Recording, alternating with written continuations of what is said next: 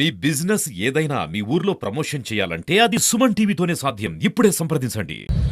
Sircilla base చేసుకొని పనిచేస్తున్నటువంటి చేనేత పౌరులు కార్మికుల యొక్క సమస్యల్ని పరిష్కరించడంలో కేంద్రంలో ఉన్నటువంటి బీజేపీ ప్రభుత్వం, గతంలో ఉన్నటువంటి అధికారంలో ఉన్నటువంటి టీఆర్ఎస్ పార్టీ, ఇప్పుడు కాంగ్రెస్ అధికారంలోకి వచ్చిన తర్వాత కూడా ఈ సమస్యని పరిష్కరించడంలో లేదు.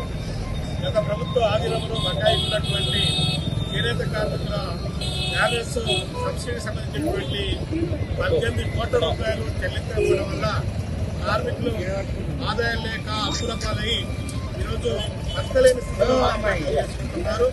సిరిసిల్ల ఒకనాడు గురిసిల్లగా ఉండేది. ఆ గురిసిల్ల నుంచి బయటపడి పరిశ్రమ సక్రమంగా నడుపుతున్నటువంటి కాలంలో కేంద్ర ప్రభుత్వం జీఎస్టీ వేయడం వల్ల కానీ వస్త్ర పరిశ్రమ మీద కేంద్ర ప్రభుత్వం కొన్ని పథకాలు రద్దు చేయడం వల్ల కానీ బీఆర్ఎస్ ప్రభుత్వం అధికారంలో సకాలంలో బిల్లులు చెల్లించకపోవడంలో కానీ ఈ సమస్య ఉత్పన్నమైంది. సిరిసిల్లలో ఇప్పటికీ 5 మంది చనిపోయారు కార్మికులు. ఒక్క కార్మికుడు చనిపోయినా కానీ అది ప్రభుత్వ హత్యగా పరిగణించాల్సి వస్తుంది. ఈ హత్యలు నివారించడం కోసం వెంటనే ఏ సమస్య అయితే పరిష్కరించడం కోసం 18 కోట్ల బకాయిలు ఉన్నాయో ఆ 18 కోట్ల వార్డెస్ బకాయిలు చెల్లించాలని చెప్పి డిమాండ్ చేస్తున్నాం. ఈ ప్రభుత్వాన్ని కూడా, కాంగ్రెస్ ప్రభుత్వాన్ని కూడా మీరు ఏదో 50 కోట్ల రూపాయలు చెల్లించారని చెప్పి మరి మన వచ్చి ఇక్కడ ప్రకటన చేశారు. మంత్రి గారు ఇక్కడ పత్రికా విలేకరులతో మాట్లాడారు. మధ్యాహ్నం 1 గంటకి ఇక్కడికి వస్తారని చెప్పి తెలిసి హైదరాబాద్ నుంచి మేము కూడా వచ్చాం. ఇక్కడ ఈ అంబేద్కర్ చౌరస్తాలోనే మంత్రి గారు 18 కోట్ల రూపాయలు తక్షణమే విడుదల కోసం ఆదేశాలు ఇవ్వాలి. ఆదేశాలు ఇవ్వకపోతే రాష్ట్ర వ్యాప్తంగా సిఐటియు ఇక్కడ ఆత్మహత్య చేస్తున్నటువంటి కుటుంబాలకు అండగా ఈ సంస్థని, ఈ యొక్క చేనేత పరిశ్రమని పరిరక్షించుకోవడం కోసం పెద్ద ఎత్తున పోరాటం చేస్తుందని చెప్పి హెచ్చరిక చేస్తా ఉన్నాం. ఇక దీన్ని రాజకీయాలు చేయాలని చూస్తా ఉన్నారు. కార్మికుడు కడుపు గాలి ఆకలితోని కుటుంబం గడక చనిపోతా ఉంటే ఈ విషయానికి శాశ్వత పరిష్కారం కాకుండా పార్లమెంట్కి ఎన్నికలు వచ్చాయి కాబట్టి ఓట్లు దండుకోవడం కోసం సిరిసిల్ల చుట్టూ రాజకీయాలు జరుగుతున్నాయి. ఆత్మహత్యలు చేసుకున్నటువంటి కుటుంబాల చుట్టూ రాజకీయాలు జరుగుతున్నాయి. ఇది సరైనది కాదు. ఈరోజు బీజేపీ ఇక్కడ నిరాకరణ చేస్తారని చెప్పి బండి సంజయ్ గారు మరి ప్రకటించారు. అసలు ఈ స్థితి రావడానికే బీజేపీ ఆర్థిక విధానాలు, బీజేపీ అసంబద్ధమైనటువంటి విధానాల వల్ల ఈ పరిస్థితి ఇక్కడికి వచ్చింది. బడా మిల్లుల్లో ఉన్నటువంటి బడా వ్యాపారులకి, బడా వస్త్ర పరిశ్రమలకి ప్రోత్సాహం ఇవ్వడం వల్ల చిరు పరిశ్రమలన్నీ కూడా దెబ్బతిన్నాయి. వాళ్ళకి ఇక్కడ సిరిసిల్ల కార్మికుల గురించి మాట్లాడేటువంటి నైతిక హక్కు బీజేపీకి లేదు. మిమ్మల్ని వచ్చి కేటీఆర్ గారు 50,000 రూపాయలు కుటుంబానికి ఇచ్చి నష్టపరిహారం చెల్లిస్తున్నారట. కేటీఆర్ గారు ఇప్పుడు 50,000 రూపాయలు ఇవ్వడం కాదు, ఈ బకాయిలన్నీ వాళ్ళ ముందు వాళ్ళు అధికారంలో చెల్లిస్తే ఈ దుస్థితి వచ్చేది కాదు.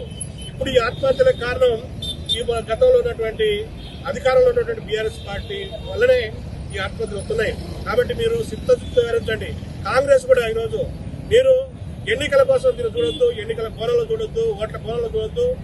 శాశ్వతంగా సిరిసిల్లకు ఒక పరిష్కారం రావాలి. సిరిసిల్ల కార్మికులకి ఉపాధి ఉండాలి. వారికి రావాల్సినటువంటి బకాయిలు ఇవ్వాలి. ఈ సంస్థను ప్రోత్సహించే పద్ధతుల్లో మీరు మీ సిద్ధశుద్ధిని చూడాలి. ఈరోజు కాంగ్రెస్ ఉన్నా, లేదు బీఆర్ఎస్ ఉన్నా, బీజేపీ ఉన్నా, సిఐటియు ఇక్కడ ఉన్నటువంటి చేనేత కార్మికులు, పౌరుల కార్మికుల సమస్యల మీద నికరంగా పోరాడుతుంది, మిమ్మల్ని నిలదీస్తుందని చెప్పి హెచ్చరిక చేస్తా ఉన్నాం. కాబట్టి ఇక్కడ ఉన్నటువంటి ప్రజాతంత్రవాదులు, ఇక్కడ ఉన్నటువంటి ప్రజా సంఘాలు, ఇక్కడ ఉన్న రాజకీయ పార్టీలు వాస్తవాన్ని గమనించి న్యాయం కోసం నిలబడాలి, ఓట్ల రాజకీయాలు చేయొద్దని చెప్పి విజ్ఞప్తి చేస్తా ఉన్నాం. అదే విధంగా యారన్ సబ్సిడీ ఇవ్వట్లేదు. ఇక్కడ ఉన్నటువంటి టెక్స్టైల్ పార్కును కానీ, ఇక్కడ ఉన్నటువంటి పౌరం పరిశ్రమని ఆదుకోవడం కోసం కేంద్ర ప్రభుత్వం కూడా ఇప్పటిదాకా స్పందించినటువంటి పరిస్థితి. ఎప్పుడు కూడా ఇంత సంక్షోభం ఉన్నా బండి సంజయ్ పార్లమెంట్ లో మాట్లాడలేదు. కానీ ఈ రోజు ఓట్లు అవసరం వచ్చినప్పుడు ఇక్కడ ఉన్నటువంటి కార్మికులని సమస్యల మీద స్పందించేటువంటి ప్రయత్నం చేస్తా ఉన్నారు. ఈ రోజు బీజేపీ ప్రభుత్వాన్ని, ఇక్కడ ఉన్నటువంటి బీఆర్ఎస్ ప్రభుత్వాన్ని, ఇక్కడ ఉన్నటువంటి కాంగ్రెస్ ప్రభుత్వాన్ని, రాజకీయ పార్టీలందరికీ హెచ్చరించదలుచుకున్నాం. ఇక్కడ కార్మికులకి కావలసినటువంటిది ఉపాధి, ఇక్కడ ఉన్నటువంటి పరిశ్రమని తెరిపించడం, ఇక్కడ ఆత్మహత్యలకు, ఆకలి చావులకు గురి కాకుండా చూడే సెషన్ పద్ధతిలో చూడాలి. అదే సందర్భంలో కార్మికులు ఆత్మహత్యలకి గురి కాకుండా ఇక్కడ ఉన్నటువంటి ప్రభుత్వం ఇక్కడ ఉన్నటువంటి కార్మికులకి మనోధైర్యాన్ని ఇవ్వాల్సినటువంటి అవసరం ఉంది. అందుకే సిఐటిగా గత 3 నెలలుగా అనేక పోరాటాలు చేస్తున్నాం. ఇక్కడ ఉన్నటువంటి కార్మికులకి అండగా ఉంటున్నాం. అన్నదానాలు చేశాం, రాస్తారోకలు చేశాం, సమస్యల పరిష్కారం కోసం పోరాటం చేస్తా ఉన్నాం. ప్రభుత్వం ఇప్పటికైనా ఇక్కడ ఉన్నటువంటి కార్మికులకు ఉపాధి కల్పించి ఆత్మహత్యలు గురి కాకుండా చర్యలు తీసుకోవాలని విజ్ఞప్తి చేస్తున్నాం. అదే విధంగా ప్రతి కార్మికుడికి ఉపాధి కోల్పోతున్నటువంటి ఈ సందర్భంలో నెలకి 10,000 రూపాయలు ఆర్థిక సహకారాన్ని ఇవ్వడంతో పాటు ఆత్మహత్య చేసుకున్నటువంటి కుటుంబాలకి ఈ రోజు 25 లక్షల రూపాయల ఎక్స్గ్రేషియో చెల్లించాలి అని ఈ సందర్భంగా డిమాండ్ చేస్తూ ఈ సమస్య పరిష్కరించాలని ప్రభుత్వాన్ని విన్నవిస్తూనే జరుగుతా ఉంది. మరి సమస్య పరిష్కారానికి ప్రభుత్వం చిత్తశుద్ధిగా లేదు. మరి గతంలో ఉన్నటువంటి ఆర్డర్ను ప్రభుత్వం రద్దు చేయడం వల్లనే ఈ సమస్య రావడం జరిగింది. మరి పనిలేని కార్మికులకు వాళ్ళకి రావాల్సినటువంటి 18 కోట్ల యానం సబ్సిడీ వస్తే వాళ్ళకి పనిలేని సందర్భంగా వాళ్ళకి కొంత ఆర్థిక తోడ్పాటు అందించే విధంగా ఉండేది. కానీ ప్రభుత్వం నిర్లక్ష్యంగా వివరిస్తా ఉంది. కాబట్టి వెంటనే ఈ 18 కోట్ల రూపాయల యానం సబ్సిడీ కార్మికులు అందించాలని డిమాండ్ చేస్తా ఉన్నాం.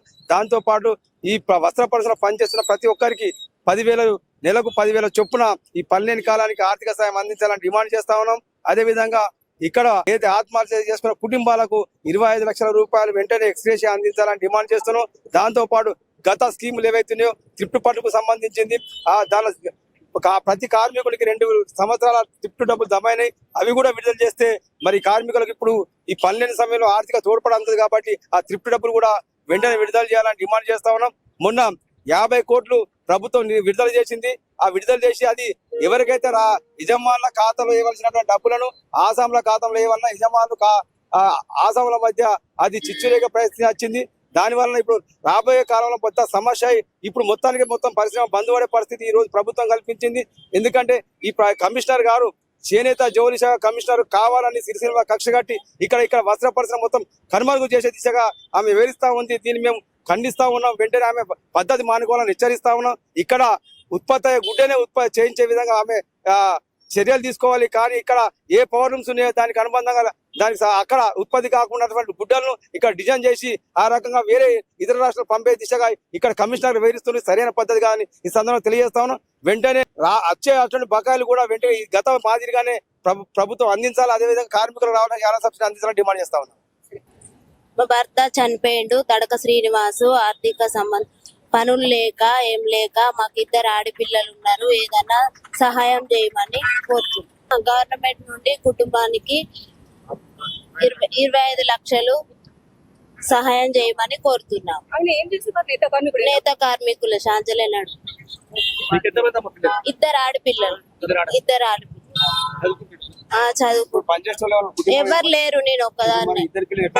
అదే అందుకోసమే నేత కార్మికుడు కాబట్టి గవర్నమెంట్ ను 25 లక్షలు సాయం చేయమని కోరుచున్నాం. సిరిసిల్ల మాది బివై నగర్.